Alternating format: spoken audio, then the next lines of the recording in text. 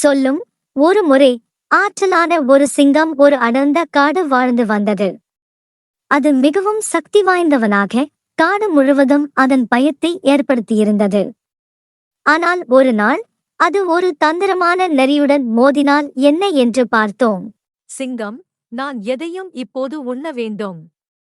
நான் இங்கு அதிக நேரம் தவறாக இருக்கக்கூடாது. காடு முழுவதும் சுற்றி பார்க்கிறான் ஹூ. நெருங்கிய பகுதியில் ஒரு பெரிய குகை கிடைத்தது. சிங்கம் குகைக்குள் நுழைந்து குகையில் யாராவது உள்ளாரா என்று பார்த்தது. அங்கே யாரும் இல்லை. சிங்கம் குகையில் ஒருவனை காத்திருக்க முடிவு செய்தது. நரி குகை அருகில் வருகிறது. நரி, இந்த குகை என்னுடையது. நான் தினமும் இங்கே தூங்குகின்றேன். திடீரென நரி கவனமாக இருக்கிறது. குகையில் ஏதோ தப்பாக இருக்கிறதா? உன்னதமான தோற்றம்.